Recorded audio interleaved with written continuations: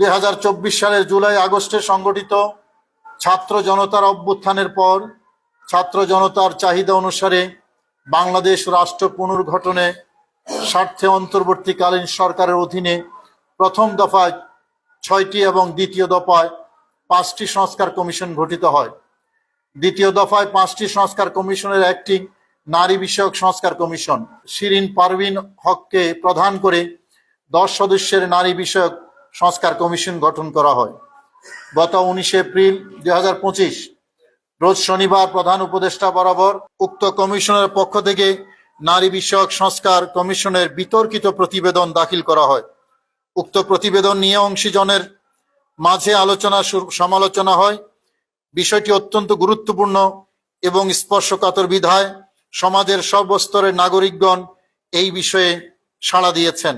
প্রতিবেদনে ধর্মীয় আইন ও রীতিনীতি নিয়ে অত্যন্ত আপত্তিকর আলোচনা আছে বিধায় ইসলামিক স্কলার, আলেম ওলামা, পীর মাশায়েখগণ নারী বিষয়ক সংস্কার কমিশনের বিতর্কিত প্রতিবেদন বিশেষ গুরুত্ব সহকারে পর্যালোচনা করেছি। প্রতিবেদন পর্যালোচনা করে দেখা গেছে বাংলাদেশের বিদ্যমান সমাজ ব্যবস্থায় চরম অস্থিরতা তৈরি, মুসলিম সংখ্যাগরিষ্ঠ বাংলাদেশকে ধর্মহীন রাষ্ট্র বানানো, পারিবারিক কাঠামো ভেঙে দেয়া, পশ্চিমা অপসংস্কৃতি প্রতিষ্ঠা, যুব সমাজের নৈতিক চরিত্র নষ্ট করা, সর্বোপরি রাষ্ট্রকে অবৈধ ও ঘৃণ্য যৌনাচারের চারণ ক্ষেত্রে পরিণত করার জন্য যা যা দরকার কমিশন প্রদত্ত প্রতিবেদনে তার সবই আছে।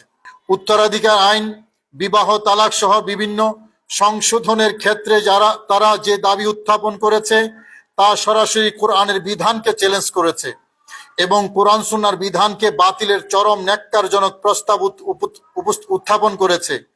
ধর্মীয় আইনকে বৈষম্যমূলক দাবি করা হয়েছে।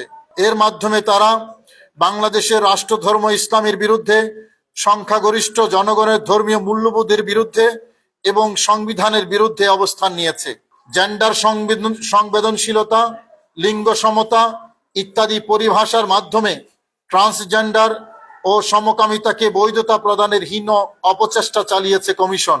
দাম্পত্য সম্পর্কের মধ্যে জোরপূর্বক যৌন সম্পর্ককে ধর্ষণ হিসাবে গণ্য করার প্রস্তাব করে স্বামী স্ত্রীর মধ্যকার মধুর দাম্পত্য ও পারিবারিক সম্পর্ককে ভেঙে দিয়ে স্বামী স্ত্রীর একজনকে আরেকজনের প্রতিপক্ষ হিসেবে দাঁড় করানোর ঘৃণ্য ষড়যন্ত্র আছে এই প্রতিবেদনে।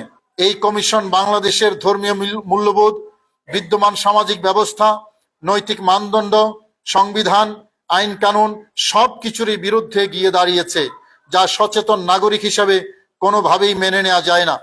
এই কমিশন কেবল ধর্মীয় মূল্যবোধ এবং বিদ্যমান সমাজ ব্যবস্থার বিরুদ্ধেই দাঁড়ায়নি, বরং তাদের তৈরি করা প্রতিবেদনের মাধ্যমে অভ্যুত্থানের সরকারকে প্রশ্নবিদ্ধ করেছে এবং রাষ্ট্রীয় স্থিতিশীলতা ধ্বংস করার পায়তারা করেছে।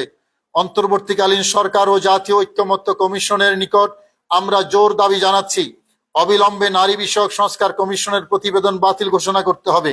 প্রয়োজনে বাংলাদেশের নারীদের ন্যায্য অধিকার নিশ্চিত করার জন্য দেশের ধর্মীয় জনগোষ্ঠী এবং সমাজের সর্বস্তরের নারীদের প্রতিনিধিত্ব নিশ্চিত হয় এমন একটি কমিশন গঠন করতে হবে।